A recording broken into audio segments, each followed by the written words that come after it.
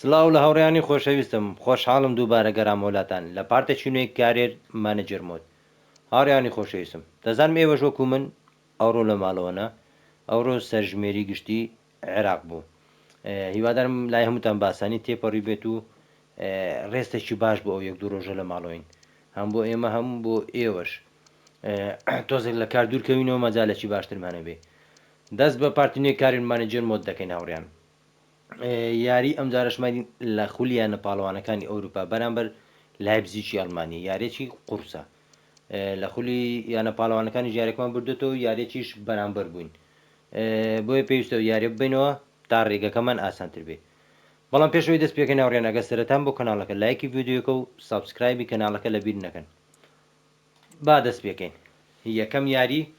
یەکەم یاری ئەم پارتەمان دەنا سێم یاری خولیانە پاڵەوانەکانی ئەوروپایە پێویست ناکە کۆنفرانس و ئۆشتانە بکەین بۆ ناو یاری دیاڵە پێویستە ببینەوە بەڵام تەشکیلەمان هەندێک دەگۆڕین جەمال موسیالە هێشتا نەگەڕایتەوە بەڕاستی زەرورە زۆر زەرورە هەردوو دیفاعەکەی پشتەوە ئیسراحات پێ دەدەین یاڵە کۆبارسی ئەو دەرفەتە ژۆگرە و خۆت بسەلمێنە یاڵە بۆ ناو یاری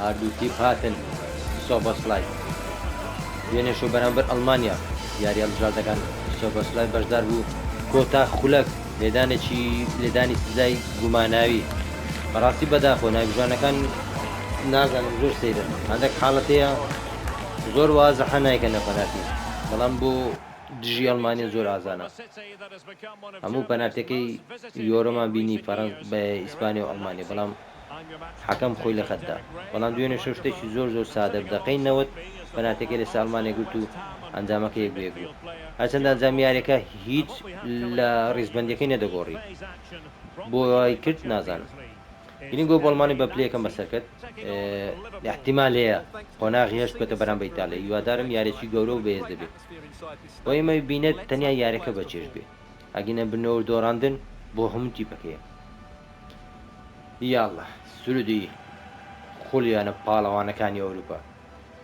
لایبزیگ یەکێک لە تیپە باشەکانە ئەو یارێش دەرفەتمان بە چەند یاریزانێک داوە خاستن سێ یاریزانی هێلی بەرگری هیوادارین باجەکەی نەدەین یاڵە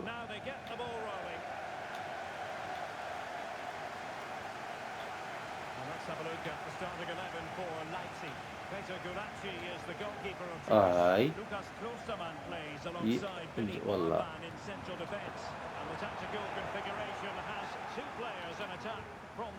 نا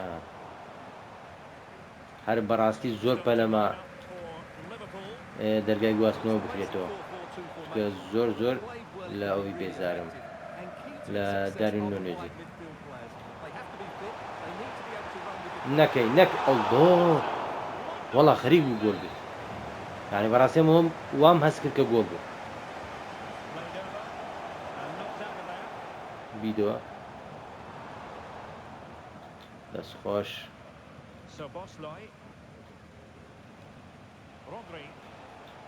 یاڵڵا زۆر جوانە بەس دەی ئای فەرین داریۆن نۆنێز ئافرین داریۆن نۆنێ ئەڵڵا شانسی من تۆپەکە نەڕۆی نا غەڵەت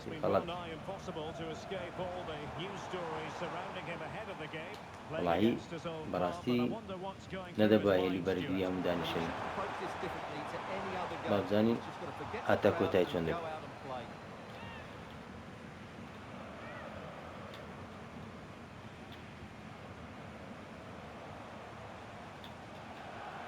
دەستخۆش دارینێنە زۆر پەلێتی زۆر ئەوە کێشەیە ئۆهۆ ماشەڵە پاساتەکانی زۆربەی هەڵەیە زۆربەی قەینا گوتمە پاساتێک ئێمە غەڵەتین دوو پاسە سلاح بگێ سلاح ئەو پاساتە گورچی ناتە دەری هاوڕیان لە خەتەکە ڕەتی نەدا بوو ئای دەستخۆش بۆ بەژ نەقوتێ والله ئافرین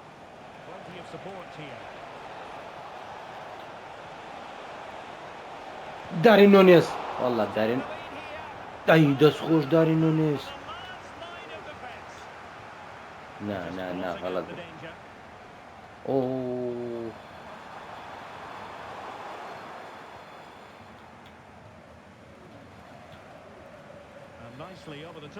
هاي دەستخۆش ئەداری نونێز ئۆفساید بە داخۆ ئۆفساید ئەجینا گۆل یەکەم بوو کێشە نییە هەتا ئێستا زۆر باشین جار بەجار ئەجەمەکەمان دێتە سەری بەڵام کێشە نییە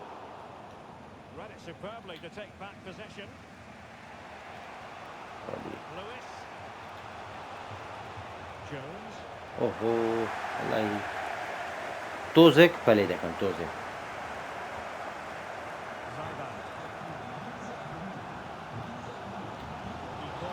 ئەو پەلێ ئا دەستخۆش فاوڵ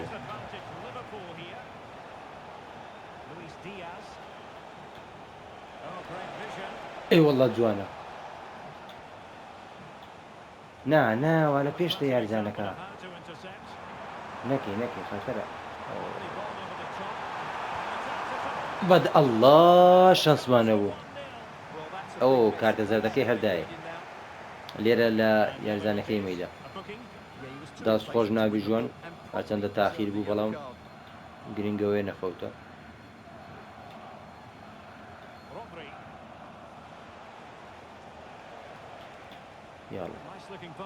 وەرگرە بەز وەرگرە دەستخۆش والله کۆتا لەحزە بەسەرکم کرد بەردە بڕۆ کاکە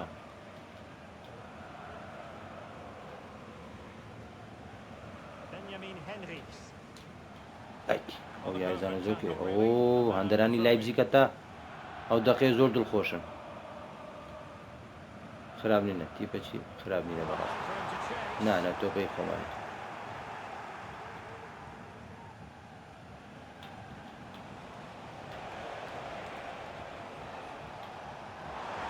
سڵە ئەڵڵا ئەودەم تۆربانە شتێکی وایە دیپاکەیان ناوشی وای لێیە ئۆربان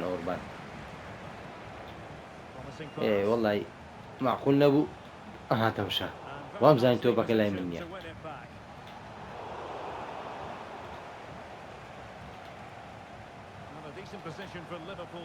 دەستخۆش دیفاعیان زۆر درێژە خۆن لێ ناگەڕێت تۆپەکە قوتار بێت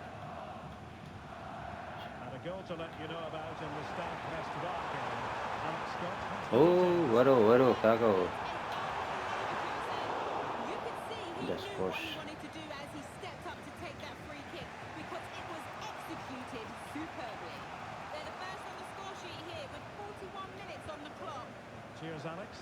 ئەوەیە پاسات ئای دەستخۆش ناوەڵی ئەوە زیادە ڕۆیی باوڕێن خەتایەکە لە مەبەستم دارێن نوێنێز بوو بەڵام بۆ لای سلاح ڕۆیشت و تۆپەکەش زۆر دوور بوو دەستخۆش سلاح تۆپەکەی وەگرتەوە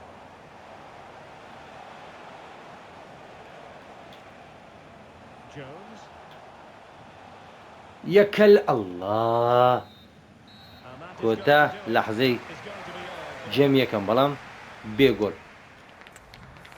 کێشەمان نییە لە جێمی دۆم تعویزی دەکەینەوە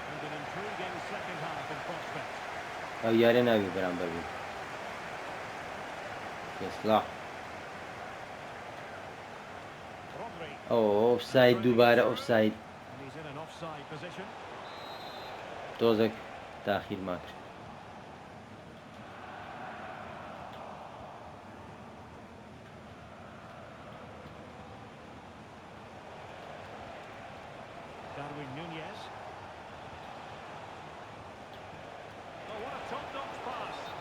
ئۆفساید دووبارە ئۆفسایدە چیەوە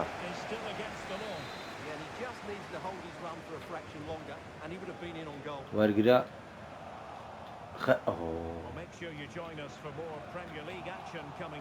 ئەو جارە ئۆفساید نییە هاوڕێیان ئۆفساید نییە گۆلی یەکەم دارێن نونێس خۆی گۆڵ ماوە لە یارێکی زەحمەت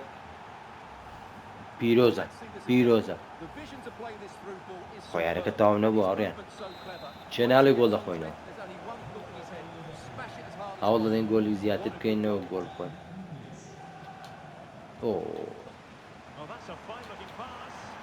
نەکە ئەی دەستخۆش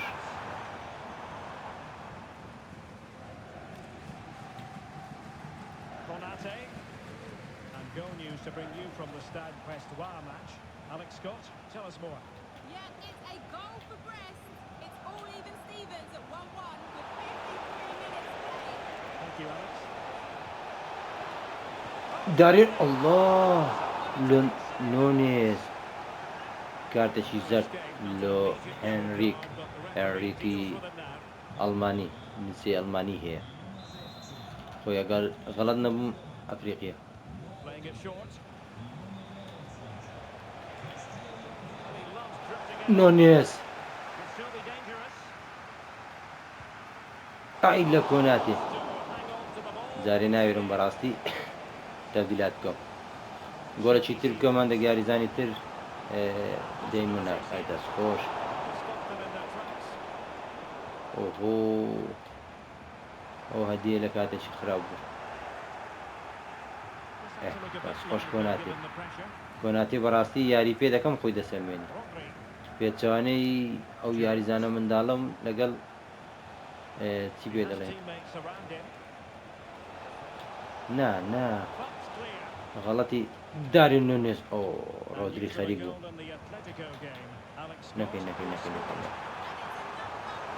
Forgive me, Alex. بەدە ئەڵڵا لە ڕایە Denied by the keeper. ڕایە یاری نییە ڕزگارمان دەکەم بەڕاستی باشترین بۆندی منە Well, we're sorry for interrupting you just then, Alex. بەڕاستی باشترین بۆندە Atletico have scored in that game, and they hold the aces presently, leading 2-1. ڕۆدری تۆپەکەی لێ ڕۆی بەڵام محاوەلێ کردەوە دەستخۆش کۆناتێ وەڵا کۆناتێ بەڕاستی سلاح And into the last 20 سلاح minutes. ئەو تۆپانە نازم زۆر سێرا معقول نییە بۆ سلاح داوێت Possession back.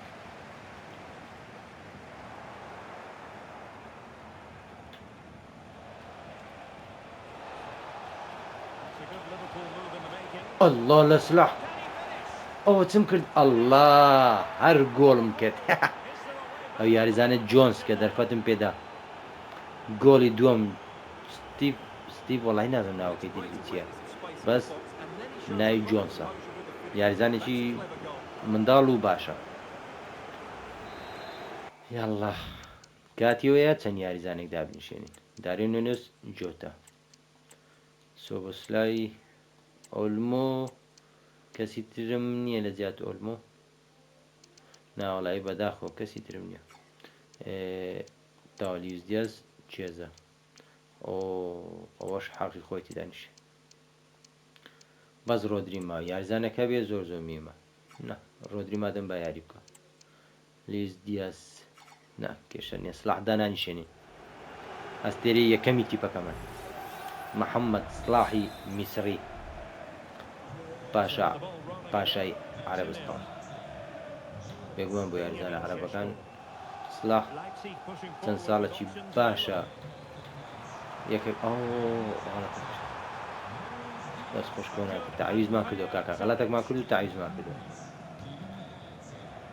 Rodri. یاڵە ڕۆدری زین ڕۆدری Can پێ he find the right pass? چێزە Chiesa. Passing into the middle.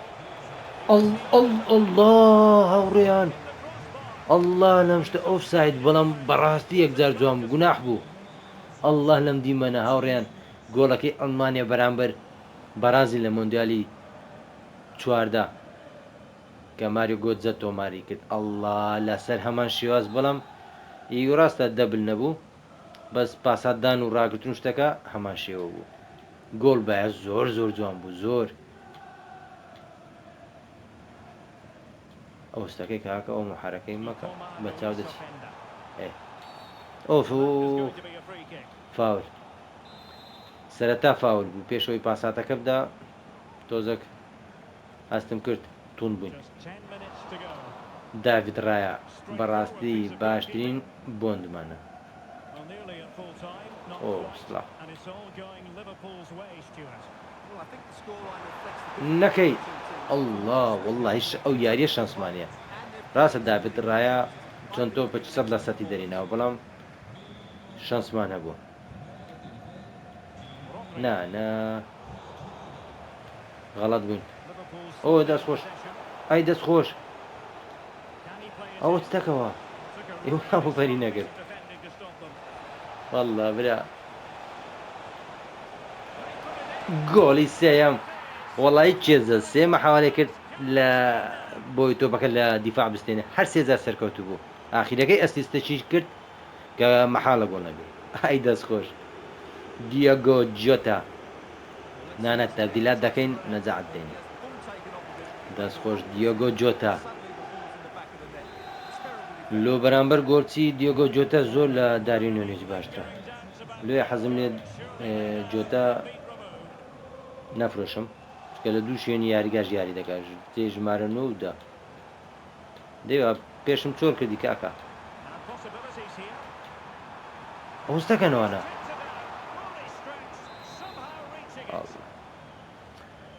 وڵایی یاریەکی قورس بەڕاستی بەس بە ئەنجامێکی خەیاڵی باش هاتینە دەرەوە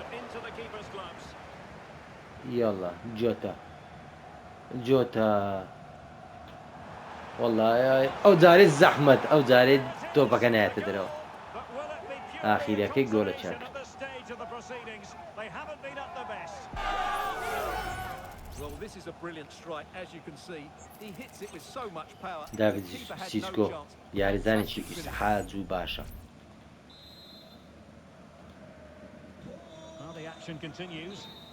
ئاخیر دەخە گۆلمە هەخواردا هەڕێن گرنگەوەیە سێ گۆل و سێ خاڵ یاڕێکەمان بەدەستێنە ڕاینەرمان دڵخۆشە لۆ دڵخۆش نییە لە خولیانە پاڵەوان ئەو بایرن یەک بێز لە بەشۆنی بردەوە بەڵام لە ڕاستێکەوانە بوو بایرن بە 4 گۆل دۆرە هاوڕێیان یاری ئەم جاری خولی ئینگلیزی یاری لوتکێ بەرامبەر چێ ئەرسنال وەلو ئەرسنال ئەم ساڵ خاڵ زۆر لە دەستدەدا مانستیش خراپە لیڤەرپول تێستە زۆر باشە ئەو ساڵ لە خولی پێریمەر لیگ زانین چەند خاڵ لە پاشەوەین مانستی یەکەمە 20 خاڵ هەش دیاری کردو ئێمەش هەش دیاریمان کردو 15 خاڵمانەیە یعنی 5 خاڵ لە پاشین ئەرسنال پلێک لە پێش ئێمەوەیە سێمە بۆیە ئەو یاریە وەکو یاری کۆتایە بۆ ئێمە پێویستە بە هەر جۆرێک بێ بیبینەوە تەشکیلە ناگۆڕم هەمووی حازرە بەس ئەو دوو یاریزانە لە بۆ ئەو یاریە دیانخەمە پشخەتێ ئەوە گۆل چییە دێ یەکە سەر یاریەکە ئەنجام دەدەین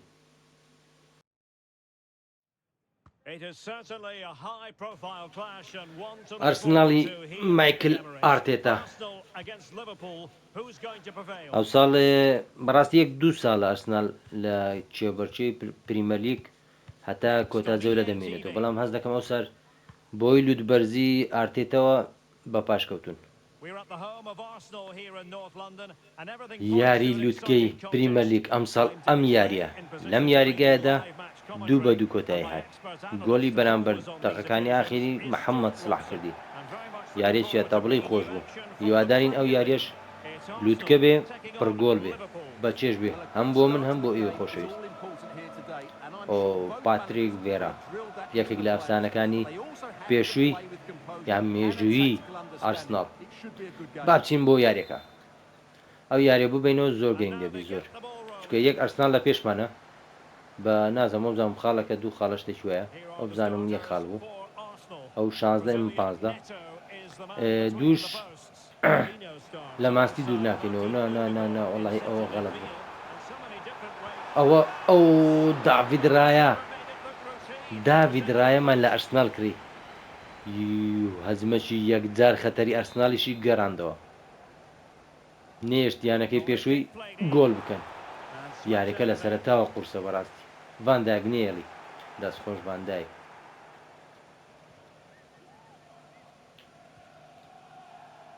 Alphonso Davies. The ball with Rodri. Well, Memphis Depay is well capable of changing the course of any game, and it's reasonable to assume, Stuart. گۆل ئەڵڵا نا سلاح شو نەکەی سلاح شو نەکەی Rodri. ئەڵڵا لە داڤید لویس Liverpool corner. نا وەڵا ڕۆدری بوو گوناحە ئەو هەزمەیەمان چوان لێ یاریێکی وا زەحمەتدا ئۆ بەپێی یاریزانەکەی ئەرسناڵ کەوت taken short. قەیناکە ئەوەی گۆڵکە Area نا not all that convincing defensively. گۆ الله Oh, so close to finding the net. ئەو یاریە هەز دەکەم لویس ئەستێرەکە دەبێت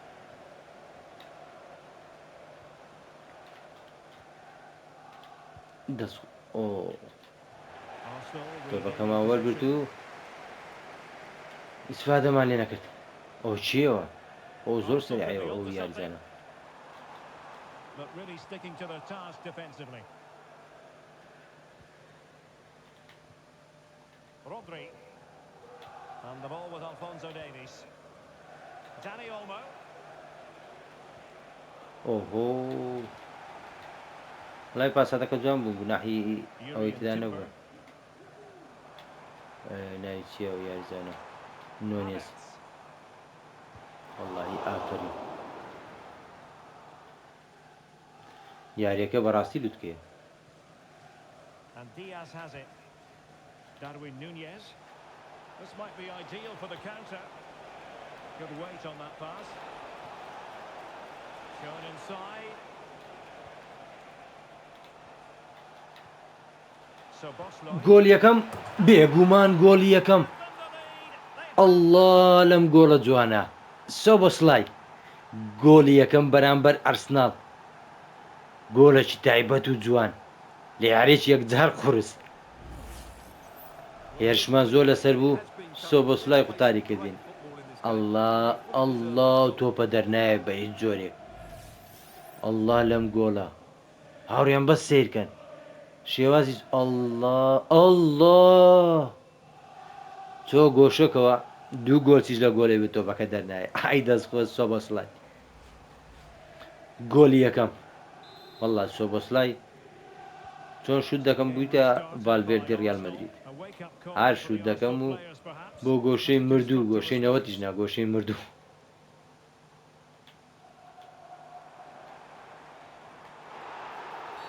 ئۆ سۆبەس ئە گوناحە ئەو فاول بێ بەس تۆ بەکەم لێ وەرگرتیا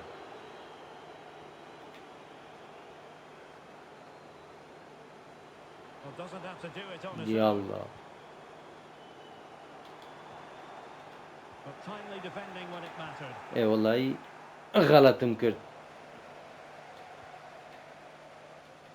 بەس بەڕاستی گۆلێکی جوان بوو پێشەوەی شوتەکە بکەم It's with هەستم Mikel کرد Merino. ئێ دەستخۆش Effective challenge. ئەڵڵا Magnificent defending. And a corner to ئەو the شوتەش middle. ڕێشت بە To press هەستم home. نەکرد زۆر جوان دەبوو And they're going for the short one. And a decent delivery. گۆلی ئەڵڵا Quite the clearance they were hoping for. Oh, good strike. نا نا سلاح غەڵەتی بە چەپە شوتت کرد بە شتێکی تر بوو ئەڵڵا ئەوە چیەوە فاول Arsenal's free kick here. چم لێ کرد هاوڕێیان نازانم خۆشم نازانم چم کرد یاریەکە لوتکەیە Depay. گۆڵە جێسی It's an قەینی هاوڕێیان attractive passing move, but it's all about No, finding no. an equaliser here. غەڵەتی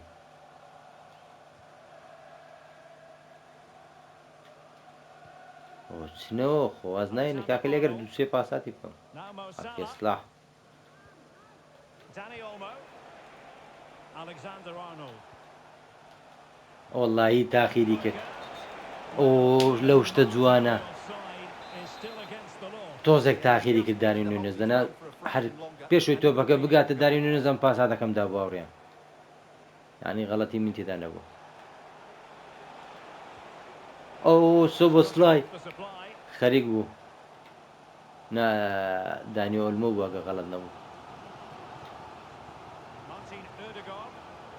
ئەرسناڵی سەعاتن لۆ پاساتی Feeding it through. نا بەداخەوە ساکە گۆلی بەرامبەر بەداخەوە And now, goodness. یەک هەڵی بچووکم کرد گۆڵێکی جوان بوو Well, I have to say, he's done really well here. He's in the right place and then a یاریەکە That's a good خۆشە goal. بەهێزە حەزمان لەو یاریانەیە So Bosley.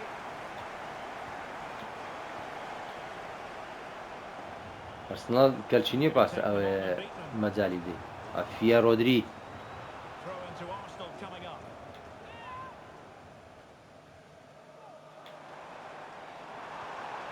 Determined يلا. defending. Mo Salah.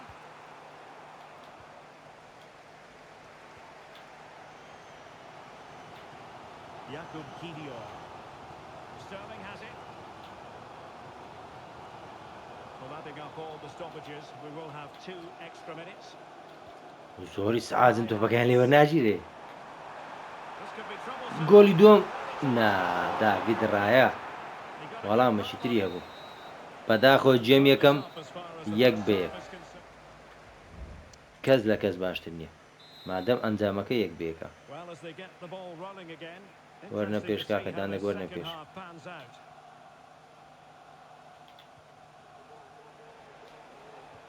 Good idea. والله پاساتێکی یەکجار جوان.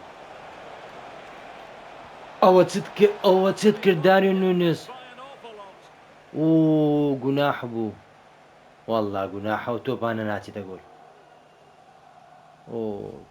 تۆزێک دوور بوو بەس پاسات دەی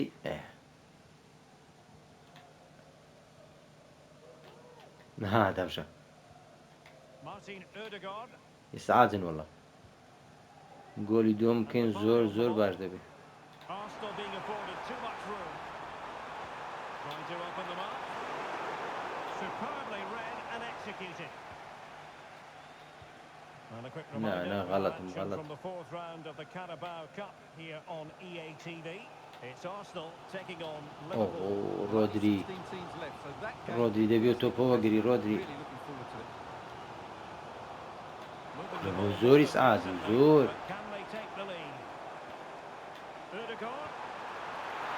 نا والله گۆل Time of asking, it's a goal. والله گۆلی دووەم بەداخەوە This again, there's 2 things wrong defensively about this. First of all, the goalkeeper should not be parrying it in زۆر such a بەداخەوە. area, and the defenders have to be sharp to get to the knockdown. It's not good defending all round.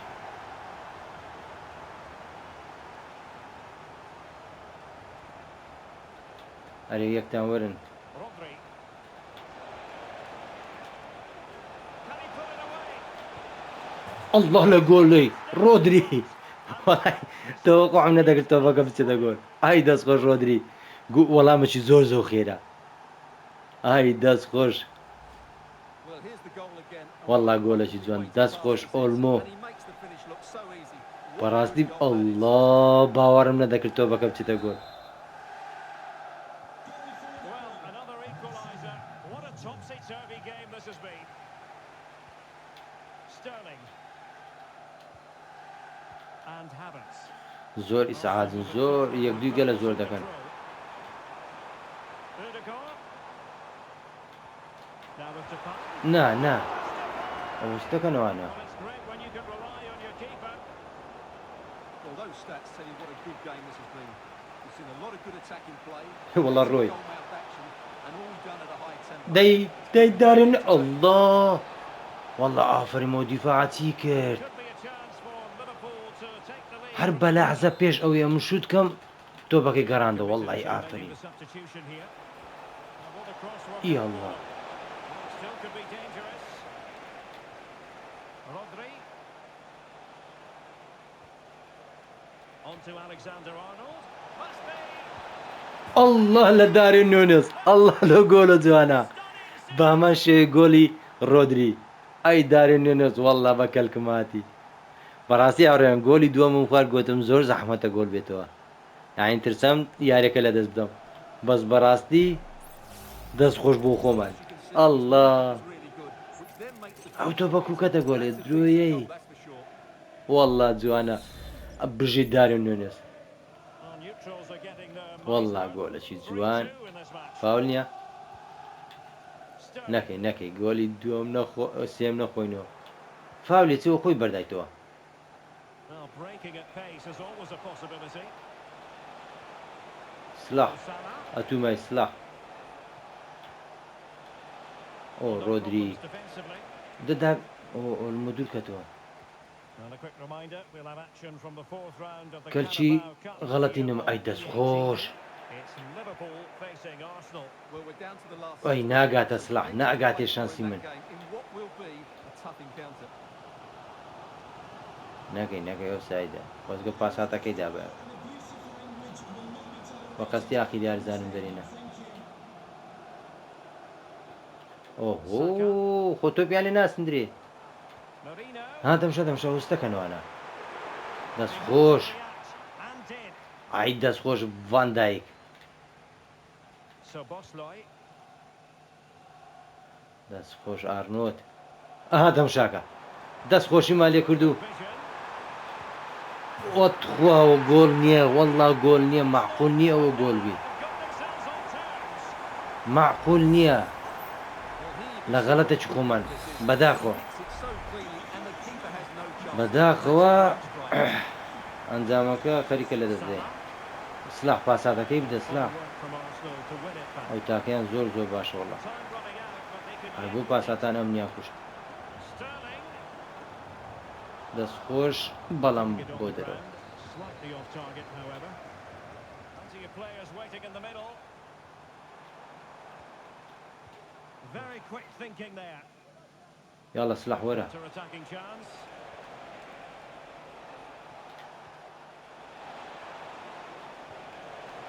Can he put it یاڵە away? ئەڵڵا لە داری نوێنێز گوناحە داری نوێنێز ئەومان لەو گۆڵکە کاکە ئەوی گۆڵکە Just saved his team there. وەڵا ناچێتە گۆل ئەو بەداخەوە ڕۆدری موساوە وەڵا کێشەیە ئێستا تۆپەکە بستە دەرێ کەسە دادێنیشێنە دەستخۆش سلاح ئەوە ئارنۆت هەموو لێ بیتە سلاح He's won the ball. چاوم لە سلاحێ گۆڵنۆکە هەموم لێ بیتە سلاح Plenty of support here.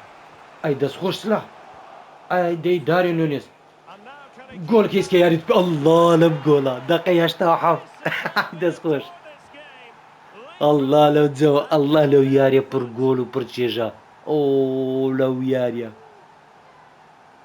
دەستخۆش کۆڵمان نەدا هاوڕێیان ئێمە قەت کۆڵ نادێن داوێت ڕای ئەو یاریە خراپ بوو چەند تۆ بەچی دەرنە بەڵام خراپ بوو وەکو یاریەکانی دیکە نەبوو ئەڵڵا لەم یاریە ئەڵڵا And just look how دەستخۆش quick they سلاح break forward once they win the ball. وەرگرتنی تۆپەکەی لە دیفاعی تاوە حساب کە گۆل بوو Power and accuracy, nothing the keeper دەستخۆشداری نوێنێز ئەو یاریە بەڕاستی سلماندی ئەو یاریە باشترین یاری داری نوێنێز بووە تا ئێستا لەم وەرزە Well, how about داری this? نوێنێ ڕاڕا کاکە ئەوەی دادەنیشێنم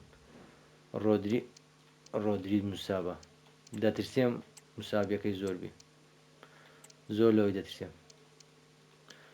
یاڵڵا جۆتان کێشە نییە کێشە نییە Three. گرنگەوەی پارێزگای لە گۆڵەکە بکەین ئەوە هەموو هەدەفمانە Sterling. The clock is ئەوە against ستێرلینگە them. هاوڕێیان Can they بەڕاستی نەبزانین ستێرلینگە Sterling crossed نەک it. ئەڵ Oh, that's پەنارتی the referee didn't hesitate. And are they going to be able ئێ to وەڵڵا معقول نییە ئێلۆ پەنارتی ئۆ یاڵڵا داڤید ڕایە هەموو شتەکە لەسەر دەستی تووڕاوستەیە وەڵڵا گۆڵ بەڕاستی معقول نەبوو یعنی هاوڕێیان هیچمدا نەگرتیە هیچمدا نەگرت بوو یاریەکە لەو گۆڕەی لە دەستمان دەرچوو بەڵام یاریەکی بە چێژ هاوڕێیان As you can see from the replay, چوار بەرامبەر tries چوار to read the penalty, but he sent the wrong way and it ends up looking a very easy finish. باوەڕکەن Well, you don't get سیقەم many بە خۆمانە scorelines like this one. بەس هەزمەشی وا ڕێکەوی Szoboszlai. نا ئاواش نا وەڵا دەقە نەما یعنی چ بکەین بەڵام یاریەکی بەڕاستی زۆر چێژ منێ بینی یادارم ئێوەش چێشتانی بینی بێ یاریەکی ئاگرین Well, Derek, ئۆ گوناح بوو سێ خاڵ یاریەکەمان بەدەستنێنە بەڕاستی گوناح بوو ئۆ دوای دوو ڕۆژی تر دیسان بەرامبەر ئەرسناڵ وەڵڵا ڕۆدری موسا بکەت دەترسێم ئیسابەکەشی زۆر بیاوڕێیان ناچارین دوو باشترین یاریزانمان لە دەستداوە بەڕاستی کارە ساتە دووبارە بەرامبەر ئەرسناڵ بەڵام ئەم جارە لە کارەبا کاو هاوڕێکی خۆشەویستمان لە کۆمنت داوای کردبوو کە ڤیددیوەکان تۆزێک درێژتر بێ بۆیە ڤیددیوەکانی پێشتر هەمووی دوو یاریم دەکرد تەنیا دوو یاری بەڵام ئەو ڤیددیو هەڵدەدەم تۆزێک درێژتر بێ باش هاوڕێن یاری جامە حەز دەکەم یاریەکان ڕەت دەما من بەڕاستی یاری جام ناکەم بەرامبەر ئەرسناڵە بۆیە یاریەکە دەکەین تەنیا یاریەکە لوتکەبی ئەو جا ئەو یاریانە دەکەین کە لوتکەنە بەس مەحاولە دەکەین بەڕاستیان دەک یاریزان پش و پێ بدەین چکە ناچارین ئارنۆتیش دائنیشێنین سیمیکاس ئەوجە نازەم ئەرسناڵ بەڕاستی بە کامل تەشکیلە یاری بکە تۆزێک کێشە دەبێ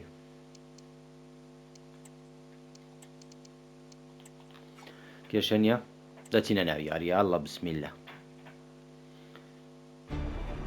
Two teams heading for the short scrap. ئەو یاری زانانی لیڤەرپول دیاگۆ جۆتا ئەو دیمەرانە زۆر جوانە ناوڕێیان ساتی گەیشتنی یاریزانان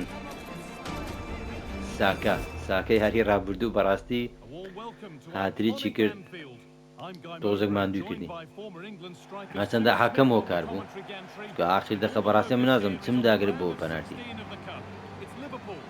ئۆ فەرناندۆ تۆرێس گۆلکارە قۆزەکە یاڵە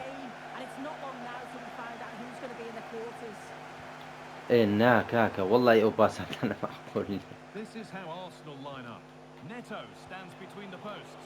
Merino plays alongside Martin Yalla, Odegaard Salah. in central midfield. یاڵە سلاح بەس ئۆفساید ئۆفساید ئەو دەدەمە پاساتانە زیاد بدەم چکە ئەس دەکەم داوید ئەولو ناوی لویس دیاز من تێکەڵ بووە داوید دیاز لویس دیاز وەڵا خەریک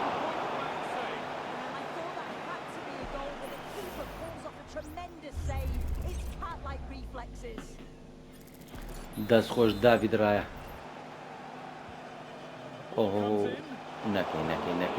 نەکەی ئەزیەتمان مەدە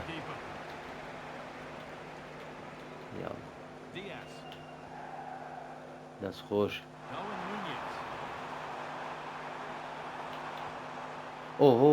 تۆ پاساتەکەی تاویشدا With possession lost. داریۆن نونێس ئەرسنال Sterling. زۆر ناخۆش گەمەی دەکەم زۆر And it's نەکەی opened up for him. But it's certainly باش بوو resulted نێکردە فاول in a routine save. Dominic Szoboszlai. پێ پاساتەکەم دایە وەڵی Goal ماخۆل here. This has to be. And that وەڵا داوید ڕایە تۆڵەی یاریەکەی تری دەکاتەوە تۆڵەی یاریەکەی تر چکە یاریەکەی بەڕاستی خراپ بوو it's no یەکەم یاری بوو who we've picked داوید ڕایە وا خراپ here. What are we expecting to see from him today, Sue? Yeah, his form's been really good. 4 goals in his last 3 matches. Oh, His ماخۆل نیە confidence تۆ بە پێش دەڕۆ نەکەی وەڵا سێ تۆپی سەد ڕەسەد ئەرسناڵ ئەولۆ دەکە ئەرسناڵ Nunez. Salah. Still all square. Can they make this نا pressure count? دەی سلاح All that لەناو possession. قەرەباڵغێت تۆ بەگوەگرا هەتای خۆم بوو William Saliba. Jurrien Timber. سالیبا یەک لەو یارزانانی حەزم کردبی گوازمەوە سالیبا بوو بەس دواتر ئەراخۆم گواستەوە بەزاگە بەندایەک بفرۆش یۆوارەوە چیەوە Had to score, but باش بوو بە زۆر جوان بوو هاوڕێیان بەستەم شەوین تیلاقە نە دووبارەی نەکردەوە ستێرلینگ شتی جوان دەکەوت دەستێ بەرامبە گۆڵی هەر تۆپانەی لە بیدەستەوە نەک گۆڵکردن Konstantinos Tsimikas. Tsimikas. باش بووە دێنەدا Touch on the way out. Tsimikas. Throw it to come. Nunez. تۆپەر بڕۆژ بایە زۆر گرنگ Ready بوو to intercept there. ئەرسنال بە زەحمەت تۆپیان لێ دەستێندرێ بەڕاستی قورسە یاریکردن بەرامبەریان Odegaard. بەرامبەر مانستیش بامەشێت چکە شێواز یاریکردنیان تۆزێک Sterling. هاشتێلینگ ماتۆری پێوت چیەوە زۆر زۆر خێرا زۆر White. Odegaard. نەکەی ئەڵڵه لە ڕایە Save it all. 28 دقێ سێ تۆپی 100 لە سەتی دەرێنە وەڵڵا ئافریم ڕایە بەرامبەریانەکەی ئێستاشی یعنی پێشوشی نا ئێستا Still could be something happening here. ئۆ بەدەست نەکەوت Havertz. Well, what a place to lose زۆر the لەو ball just when حاڵەتانە the دەترسێن chance was بوو بتە on. پەنالتی بەڕاستی The counter looks on here. Options available. یاڵا سلاح Can they take advantage? ئۆ دەی سلاح ئەڵڵه لە سلاح Well, to keep that out. دوو مەحاوەلەی لەسەر یەک It's a corner, and possibly the chance for Liverpool to go in front. They take it short. Good-looking ball played. ئۆڵڵه لە جۆتا The defensive ئەو job شوێنە done. ئیوەی نییە بەس دەی حاوەلەیەکی جوان بوو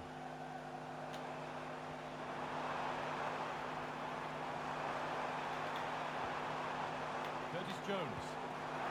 ئەڵڵا لەم گۆڵە جواناس ئەڵڵا بەڕاستی گۆڵەکی خەیاڵی ئای دەستخۆش جۆنس ئەم دەرفەت بە جۆنسی دەدەم خۆی دەسەلمێنی هەموو یاریەک وەڵڵا ئەڵڵا لە ئەندەران Well, here's the replay, and it's گۆڵەکی یەکجاری یەکجار جوان والله. نانە فێرە و شوتانە بوومە بەڕاستی تۆ سیر هاوار ئەڵڵا لەو گۆڵە جوانە جۆنس ئەو کاتی ڕۆدری مساوە So it's 1-0. کە لە شوێنی ئەو هێنامەناوە Saka. Here's Jota. نا جۆتە سلاح دەرنەچلوێتە ئەڵڵا تۆپەکە نەڕۆیشت Raheem وەڵڵی Sterling. گۆڵەکی هەتا ئۆ فاول And that's a foul Badajo. and a free kick. کارتی زەر نەبێ باش چکە کارتی زەر بێ دەبێ ئاگادار بن ئەوە چی ئەو یاریزانە Now, can he get the cross in? دەستخۆش ئەو فاول The referee sees that as a foul. Free kick to come. ئەم تۆپ لە ستێرلینگ وەردەگرم دەبتە فاول ئێ بابە خۆ ستێرلینگ مێسی و کریز نینە ئەم لەر And that's a کەمترین جولانەوە بتە پەنارتی یان بتە فاول looking ball in. There's a chance for the breakaway here. دەی سلاح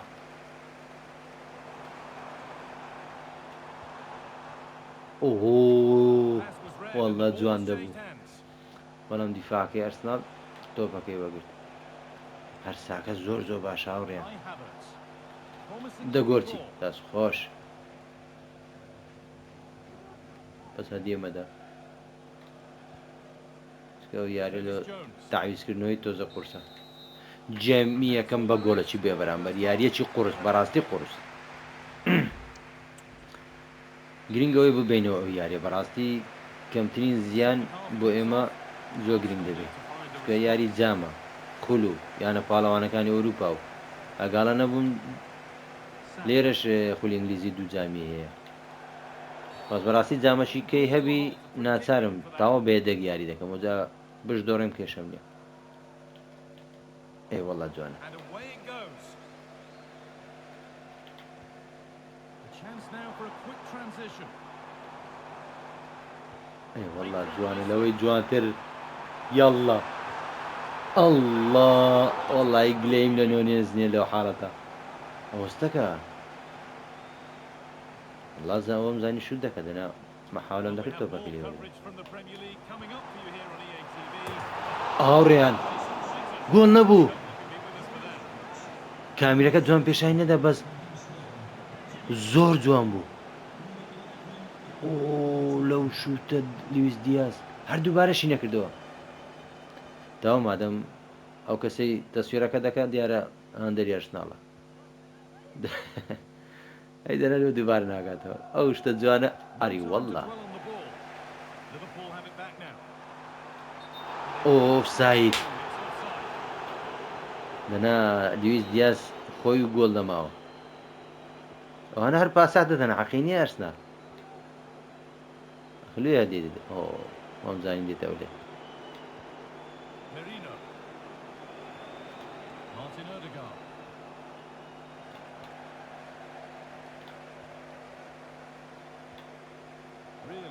وەرگرە لیویز ئەوە دەرەنیویز نا ئەو لیویزە نازانم چێ بە زمانم بکرێت ئەی هاوار Onto Odegaard. بەس گۆلی دووەمم زوو کردبایە Havertz. بوو بە دووبەی زۆ گرنگ Now دەبوو there could be a chance to counter. هەر تۆپیان لێ ناسندرێ ئەی هاوار ئەوە چنەوانە And on they go.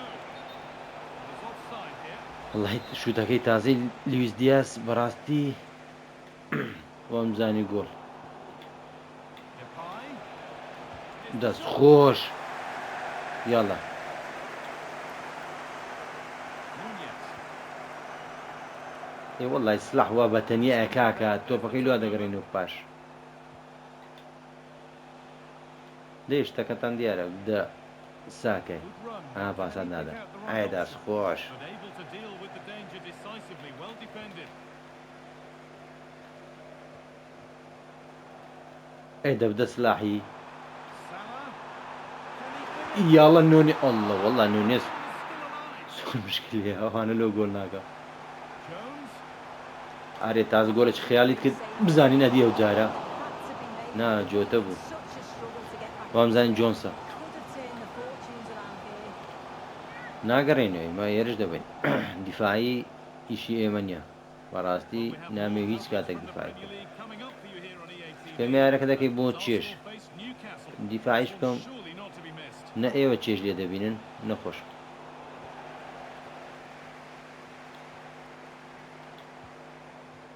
A move of real promise ئۆ now. ئەی هەوار وەمزانی دیفاعەکە تازە خەتا دەبێ بەڵام Williams. وەڵی هاوڕیان جۆنس بەڕاستی لەوڕۆ ئەتا ڕۆدری دێتەوە ئەساسە ئەو بەس ڕۆدری زوو دێتەوە یانی ئەو یاریە تاکیدم کە دێتەوە بەس And into the box it goes. زۆرترین دەرفەتی پێتدا And that relieves any defensive worry. شایەنە هەم لە بەرگریکردن هەمیش لە هێرش بردن بەڕاستی تایبەتە Rice. ئای دەستخۆش Defending just وای زانی نایەمە پێشەوە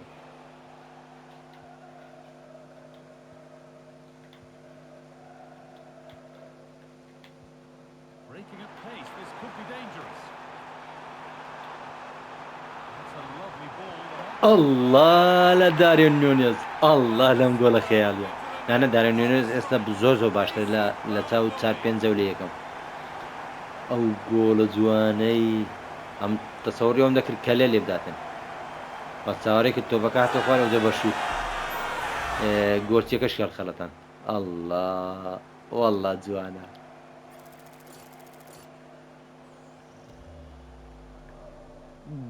گۆڵ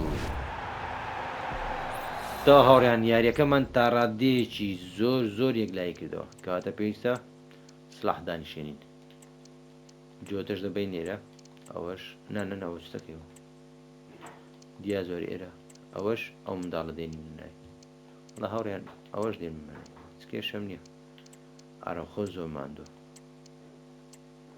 تا ئێستا کامل پێکاتی یە دەگەت تەنیا دارێن نۆنێز دیاری دەکەن So it's 2-0 as the ball ئێستا ئیشمان ئەوەیە گۆڵ نەخۆین Depay. زۆرترین کات تۆپ لامان بێ هێرش بین داخە بۆ خۆی دەڕوە Martinelli. A chance to cross here. نا ئەوستەکە دەست خۆش کۆرە بر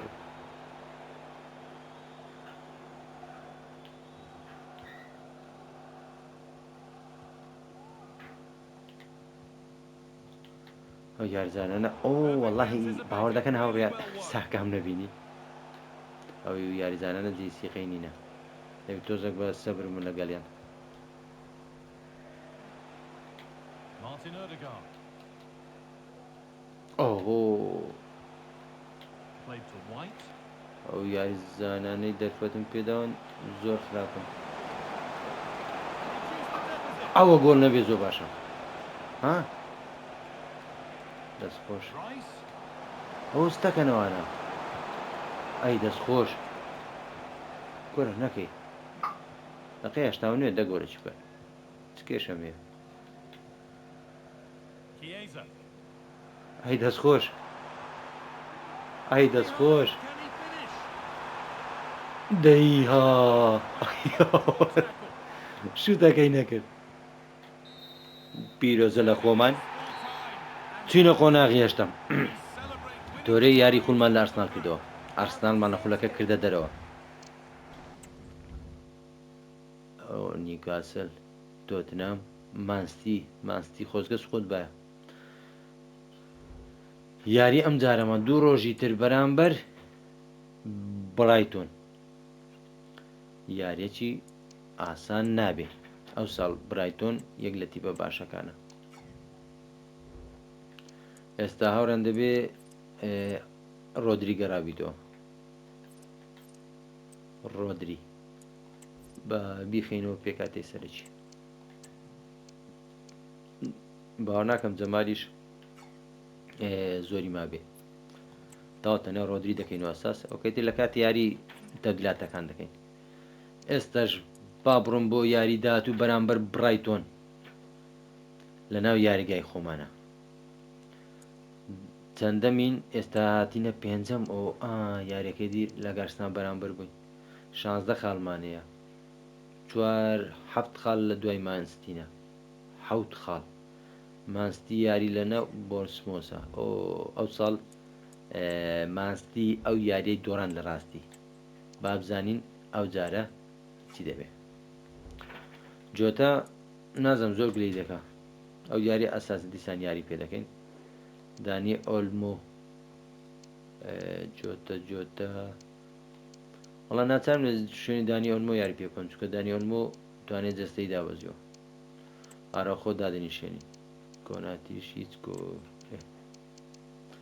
ئەوانەی تر یاری پێ دەکەین با بڕوە دوای یاری ئەم پارتەمان چونکە نامانێت لەوەی زیاتر درێژتەوە ئێوەش بێزار بن ڕۆدری گەڕاوە یەک لە یاریزانە سەرێکێکەمان یاڵە ئانفیلد میوانداری یاریەکی تری پریمەر لیگ با بڕوە یاڵە داریون نوێنێس هەتا ئێستا بە شێوەیەکی گشتی ڕامالێتی نا هەموو یاریەک سەرەتا ئەو غەڵەتە دووبارە دەکەم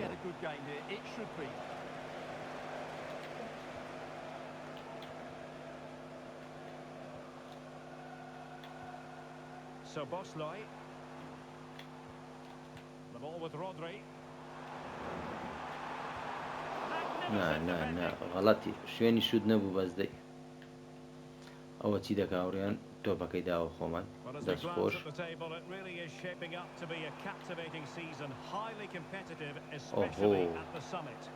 میتۆمە یاریزانی میتۆمە فڕی یاریزانی یابانی والله خەتەرە وەستەکەەوە نا والله هەدیەک ئای هاوار لەو هەدیە ناخۆشێ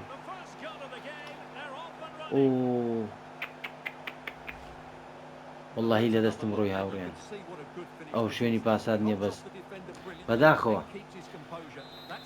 هەدیەکی قورسماندا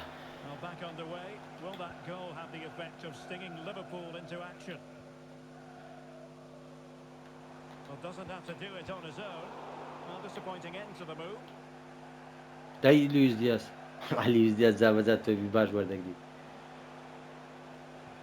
دەست خۆش پاساتەکەی بدە کاکە دە پاساتەکەی بدا ڤاندایک تۆپەکەی قەتع کرد و دایوان دەست خۆش ڤاندایک نانە قسە بە ڤاندایک ناڵێن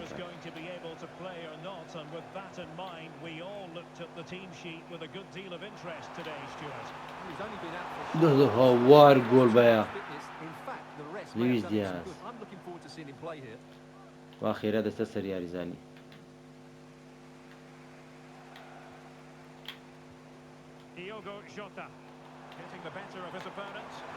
یاڵڵا تاخیری کە وەڵا جاریەکەم شوتم داگرتێ بۆ حرەکە یاری خولە جام بدۆڕێن کێشەمانێ بەس خول نابێ زیاتر لە مانستی دوورکەوینەوە بەڕاستی قورس دەبێت دوای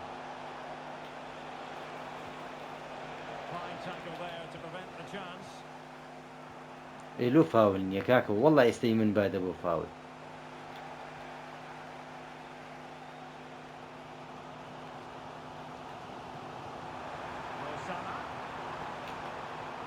نا والله حركەم کردیە تازە حرەکەم کرد بۆ شوت ئەوە شوتم کرد بۆ حرەکە تازەش And Liverpool might be able to cash in.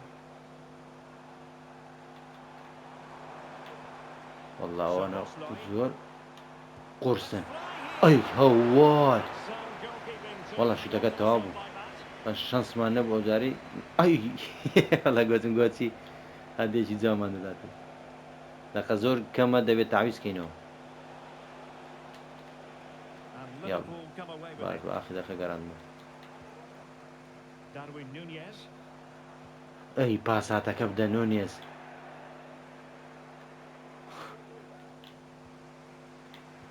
Well, sitting deep and just trying to form a really coherent block. ئەجا نادەن شوتکە ئۆ سلاح خۆی Superb defensive judgment to end the attack. Ruter.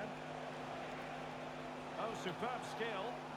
ئەی هەو Chances. وڵی هەلی خەڵەتان و ئاڕیان بەس گۆل نەبێ وەڵا گۆل دوو هەدیە دوو گۆل Just can't keep it quiet.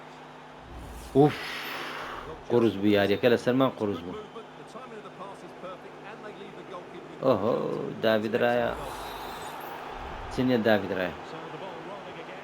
ئەوەندە Superb score. تۆ بتگەڕاندەوە کێشەنی A really good دەی run. نۆنێز Can he نۆنێز نۆنێز ئەوەی گۆل کە کێشەمان نابێ وەڵا Kaoru Mitoma. ئەی هاوار لە نۆنێز Can he find the right pass? بەس تۆزێک پەلەشم کرد بەڕاستی هاوڕیان نەشوت یعنی هەتایەکە ئین نۆنێز He نەبوو wasn't going to let that go.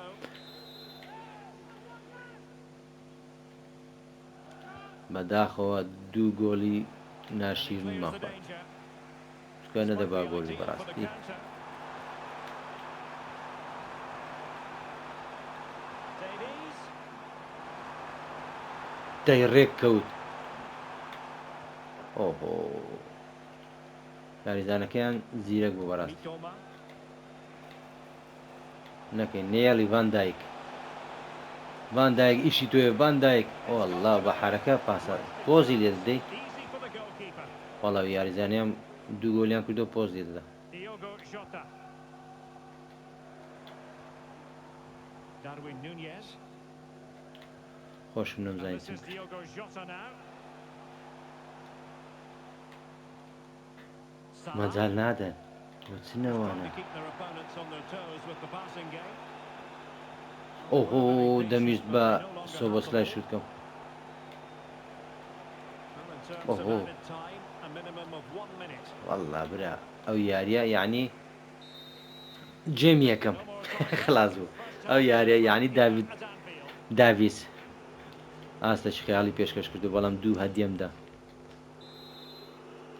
بە ساوڕێیان بە تەشکیلە بگۆڕین جۆتە ئۆلمۆ سۆبۆسلای جۆنس ئۆ کارتی سوورم مەگرتووە هاوڕێیان Well, as they get the ball rolling again. ئەوە لە کامە تۆپی Interesting to کارتی see سوور how the second half pans out.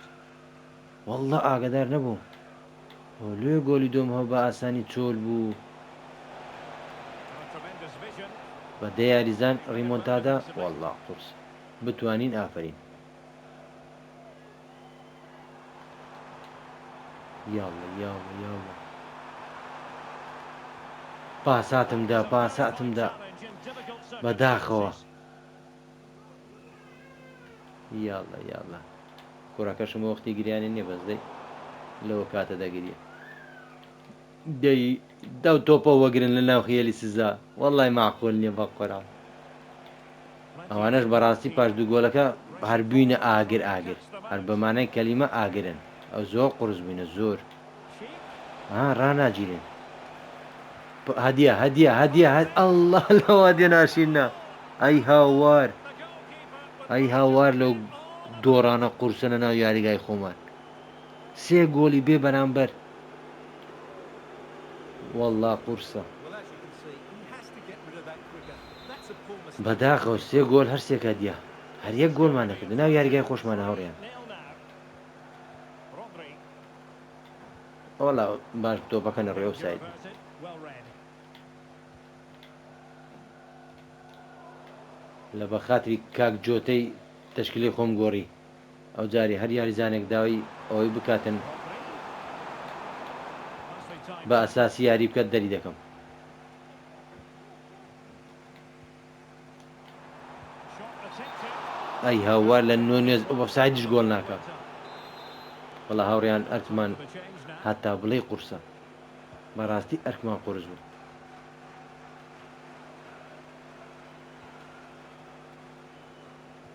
سلاح هەمووی خراپ بوونەوە یاریە. We هەر often feel زۆر it is سیر wall-to-wall زۆر. football here on EA TV, just the way we like it. And how about this coming up live? It's Liverpool taking on Bayer Leverkusen. Well, the fixtures are coming نا وەڵا ئەو جێ شووتی نییە کاک جۆنس. We have not just given it the commentator's curse. هەر گۆڵێک بکەین ڕەنگە زۆر شت بگۆڕێ جارێ دەقەماوە. And Liverpool regaining possession here.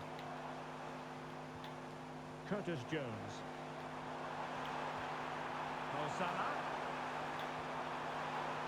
یاڵە نونێز کوورە وەڵا کاکە گۆڵ نابێ خۆ پەنارتی دەی حەکەم دە پەنارتێکمان لێ بگرە. Time for cool heads. یارم خۆم لە تۆ پیشتم. Wiefer. وەڵا نونێزەوە گۆڵە کاکە. And we very much hope you'll join us for more live Premier League action on Wallah. EA TV. It's Brighton and Hove Albion facing Manchester City. I like the look of that game. پار هاوار ئەوانە هەزمە دەبەن و گۆڵە. چوار گۆڵی بێ بەرامبەر. ئەی هاوار لە دۆڕانە قورسە. Really well to pick the right pass here. And the finish. وەڵا هاوڕێیان وەزعمان That's an excellent. هەتا بڵێ خراپە. ئێ وەڵای نەمدایتە سلاحی کاکە. وا جۆنس یەک بستی لێ دوور یەک بست. وەڵا ڕاناگیرێن. هەر با گۆڵی زیاتر نەخۆین کاکە. Terrific block.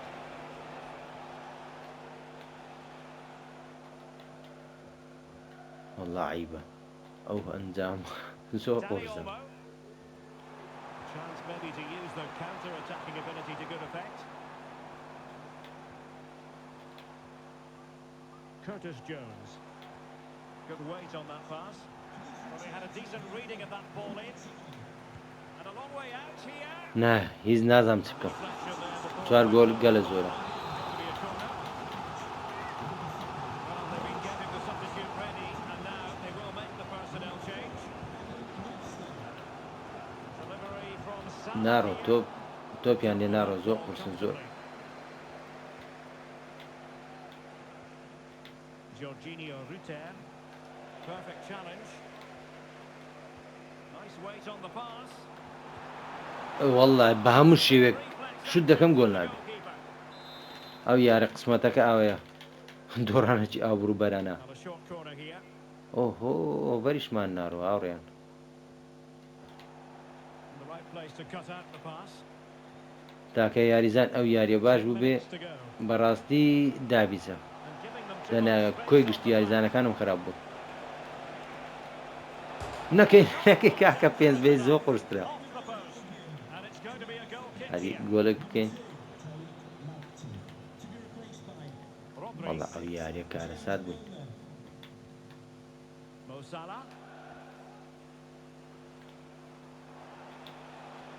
And Brighton did well to win وەڵا that هەرچی possession. دەکەین وەزعەکە شرتە دەبێ ئەو گۆڵی پێنجەم. گۆڵی پێنجەم 5 گۆڵی بێ بەرامبەر. Excellence in finishing, there for all to see. وەڵای هاوڕێیان سوپرایزێکی ناخۆشە. بەڵام ئەنجامەکارتی بێ من یارەکە دووبارە ناکەمەوە. چکە یەک جار یارێکە دەکەم. ئەنجامەکە هەرچی بێ بۆ ئێوەی دادنێ. Jones. ئەمێ سیقە ئێوێ بدۆڕێنە. چکە ئێستا یارەکە دووبارەکەم لەوانێ 5 گۆلیان لێ بکەم. بەڵام نا. یەک جار ئەو سوتفێت. تەماشا وەڵا زۆر سەیرن تەبیعی نینە هاوڕێیان.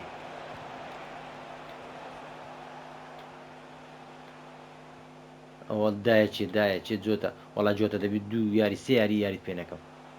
دەی Mitoma. تۆ بەڕاستی خۆشیەکەی لەوەی دا تو دۆڕانی شواش توش بی هەر بردنەوە نییە بە جیاوازی 5 گۆڵ و 2 گۆڵ و نییە با دۆڕانی ئاواشمان هەبی. سلاح بڕۆ سلاح Salah. بڕۆ سلاح ئیاڵە یەک گۆل ئەنجامەکە زۆر قورسە هاوڕێن بەداخۆ 5 گۆڵی بێ بەرامبەر 5 گۆڵ Fans anywhere. وەڵا 5 گۆڵمان خوارد. It's a defeat for them. Your assessment. دڵتان گەورە بێ هاوڕێیان لێمە تووڕەمە بن تعویزی دەکەینەوە ئینشاڵڵا. زۆر قورسە کێشە ئەوەیە دۆرانەکە کێشە نیە بەڵام زۆر لە مانستی دوور دەکەینەوە ئۆ یاری ئەم جارشمان یاریەک خۆشە لە خولیانە پاڵەوانەکانی ئەوروپا جۆتە وەڵا برا جۆتە ئاوە بڕۆوە جۆتی دەفرۆشم ئەو هەموو گلەیە هەوڕیان با پارتەکە زیاتر درێژت نەبێتەوە تا پارتی داات و دێمەلاتەن خواتان لەگەڵ